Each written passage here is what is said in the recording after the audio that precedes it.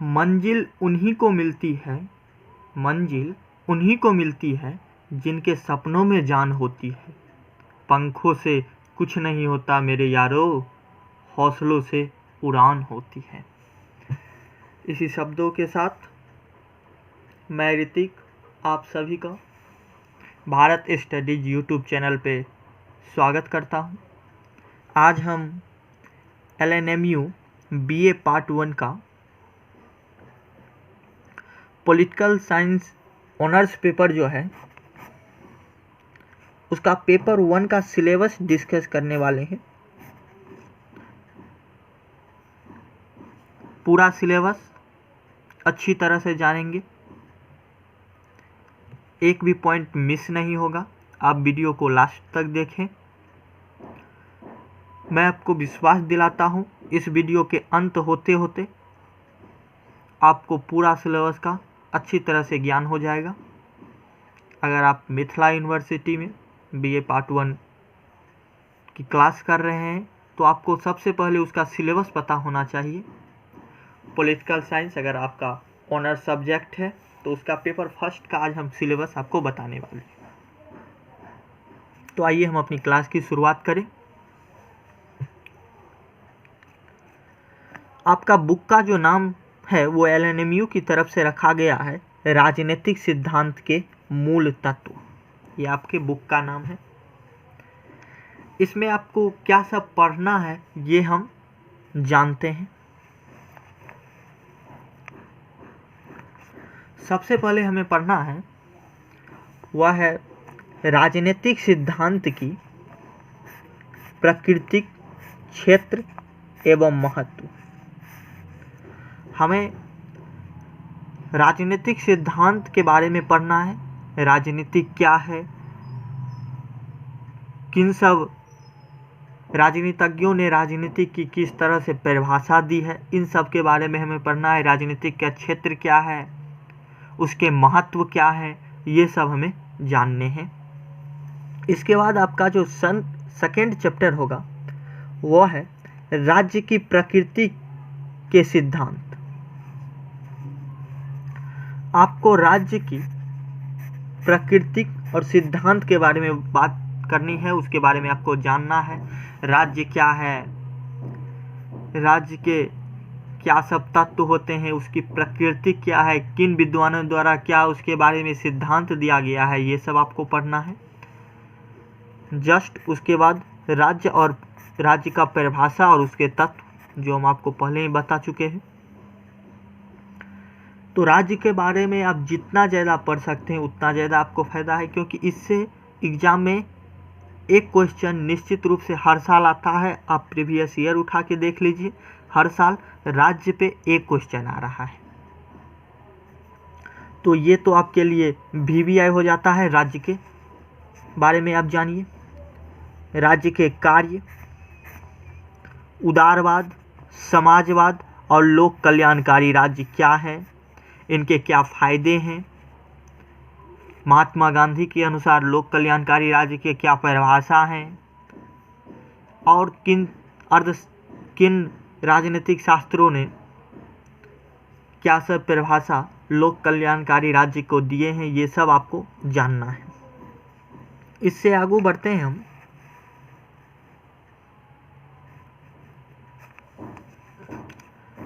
संप्रभुता।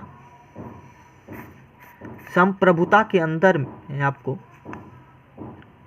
उद्वैतवाद या इसे अद्वैतवाद और बहुलवाद के बारे में आपको जानकारी लेना है। अद्वैतवाद और बहुलवाद के बारे में। इसके बाद जो आपको पढ़ना है वो पढ़ना है शक्ति की अवधारणा। ये एक छोटा सा टॉपिक है आपका, शक्ति की अवधारणा के बारे में आपको पढ़ना है। इसके बाद आपको सत्ता और वैधता या जिसे हम औचित्य पूर्णता कहते हैं उसके बारे में बात करना है। सत्ता और वैधता, चाहे वो केंद्र सरकार हो या राज्य सरकार हो, उसकी क्या सब सत्ता है उसके बारे में डिस्कस करना है। उनकी वैधता क्या सब है इनके बारे में पढ़ना है आपको। इसके बाद आता है लॉ, अर्थात आपको कानून के बारे में पढ़ना है। कानून क्या होता है, कानून किस तरह से अप्लाई किया जाता है, इन सब के बारे में आपको पढ़ना है। किन विद्वानों ने कानून के किस तरह से परिभाषा किए हैं, व्याख्या दिए हैं, इनके बारे में पढ़ना है। हमारे देश में कानून की क्या महत्व है, इसके बारे में पढ़ना है। तो कानून के बारे में भी हमें अच्छी खासी डिटेल जानकारी होनी चाहिए। उसके बाद हमें स्वतंत्रता की अवधारणा के बारे में पढ़ना है।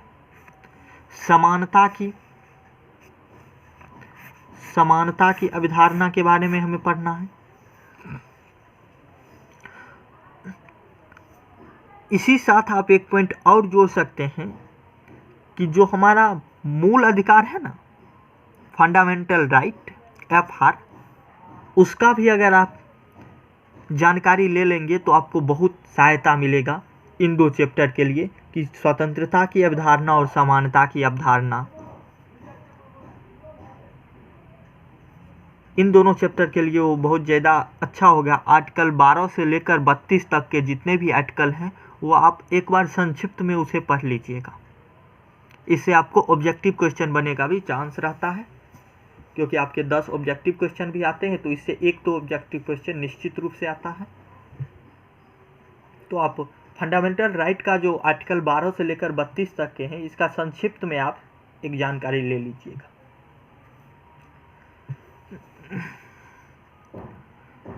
आगे बढ़ने से पहले अगर आपको वीडियो पसंद आ रहा हो तो वीडियो को लाइक कीजिए, अपने दोस्तों, अपने यार दोस्तों, अपने जिगरी दोस्तों के साथ इसे शेयर कीजिए ताकि उन्हें भी फ़ायदा मिले इस वीडियो का।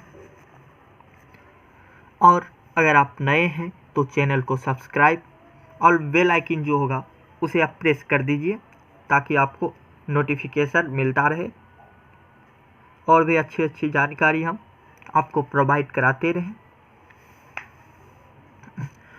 अगर आपको हमारे टेलीग्राम पे जुड़ना है तो उसका वीडियो के डिस्क्रिप्शन में उसका लिंक है, आप टेलीग्राम पे जुड़ जाइए। फेसबुक पेज है, वहाँ पे जुड़ना चाहते हैं तो वहाँ पे जुड़ जाइए। अपना सुविधा अनुसार जहाँ आपको जुड़ना है जुड़ जाइए, वहाँ पे भी आपको इन्फॉर्मेशन प्राप्त होती रहेगी। इस सभी का लिंक वीडियो के डिस्क्रिप्शन में है, आप वहाँ से जुड़ सकते हैं। डिस्कशन ग्रुप भी है, आप वहाँ भी जुड़ सकते हैं। सभी का लिंक वीडियो के डिस्क्रिप्शन बॉक्स में दिया हुआ है, आप वहाँ से जाइए और जुड़िए। नेक्स्ट जो है वो आपका है न्याय। इसमें आपको उच्च न्यायालय और सर्वोच्च न्यायालय, इन दोनों के बारे में संक्षिप्त जानकारी लेनी है। न्याय की परिभाषा क्या है, न्याय की अवधारणा क्या है, इनके बारे में आपको जानकारी लेनी है।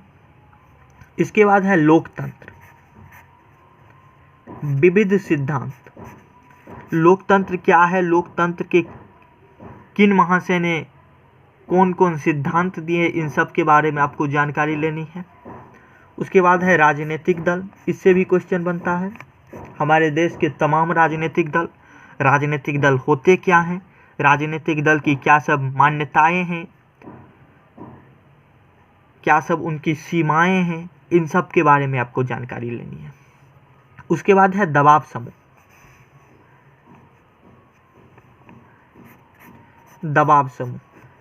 ये दबाव समूह क्या होते हैं, ये राजनीतिक दल पर किस तरह से दबाव डालते हैं। दबाव समूह हमारे देश के एक स्तंभ की तरह हैं। सरकार पर नियंत्रण इन दबाव समूहों के द्वारा ही होता है। इनके छोटे छोटे गुट होते हैं जिससे ये सरकार पर अपने वोट बैंक के बल पर दबाव डालते हैं और अपने पक्ष में निर्णय करवाते हैं। दबाव समूह के कुछ फायदे भी है तो कुछ नुकसान भी है, इन सब के बारे में आपको पढ़ना है। और लास्ट आपका है सामाजिक परिवर्तन, अर्थ इसका स्वभाव और सिद्धांत। सामाजिक परिवर्तन का अर्थ, स्वभाव और सिद्धांत, इसके बारे में आपको पढ़ना है। ये बेस्ट 15 टॉपिक है जो आपको पढ़ना है। एक या दो टॉपिक छूट गया होगा वो आप देख लीजिए अपने स्तर से। अगर आपको लगता है कि हम कोई टॉपिक मिस किए हैं तो आप उसे कमेंट बॉक्स में निश्चित रूप से बताइए। नहीं तो हमारे लिए ये 15 टॉपिक जो है ये सफिशिएंट होगा आपके लिए। इससे ज़्यादा आपको पार्ट 1 में पॉलिटिकल साइंस पेपर फर्स्ट के लिए पढ़ने की ज़रूरत नहीं है। अगर आप इस 15 टॉपिक पे अच्छी तरह से कमांड कर लेते हैं तो क्वेश्चन कितना भी घुमा के दे आप उसे आसानी से अपने शब्दों में 300 शब्दों में लिख सकते हैं। 300 शब्दों में हमारे आंसर से एक क्वेश्चन को लिखना निश्चित रूप से चाहिए।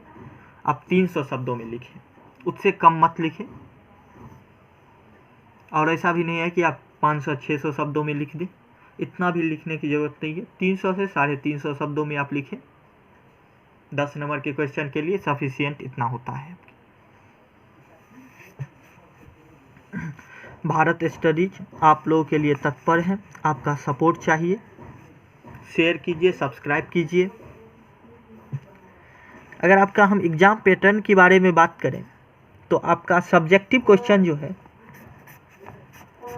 वो 8 होता है आपके एग्ज़ाम में, जिसमें से आपको 4 क्वेश्चन का जवाब देना अनिवार्य होता है। ऑब्जेक्टिव क्वेश्चन आपके एग्ज़ाम में 10 होता है और इस 10 क्वेश्चन का जवाब देना अनिवार्य होता है। इसमें 8 में सिर्फ आपको 4 का जवाब देना है और यहाँ ऑब्जेक्टिव क्वेश्चन 10 का 10 का जवाब देना है। पर क्वेश्चन जो होता है वो आपका 20 नंबर का होता है। एक क्वेश्चन 20 नंबर का होता है आपके लिए। तो ऑब्जेक्टिव एक क्वेश्चन 2 नंबर के लिए और सब्जेक्टिव एक क्वेश्चन 20 नंबर के लिए। टोटल 100 नंबर का आपका पेपर होता है।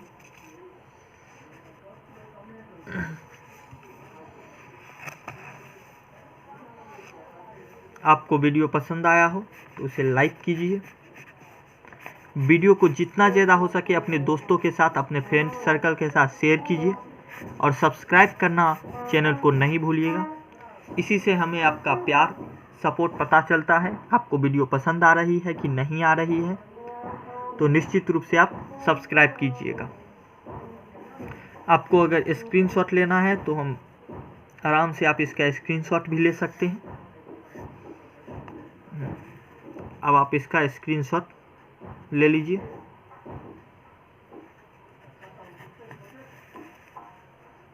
आराम से आप इसका स्क्रीनशॉट ले लीजिए। या आप चाहते हैं कि इसका अगर आपको पिक्चर मिले तो आप हमारे जो डिस्क्रिप्शन बॉक्स में टेलीग्राम ग्रुप है वहाँ पे जुड़ जाइए। टेलीग्राम चैनल है वहाँ पे जुड़ जाइए।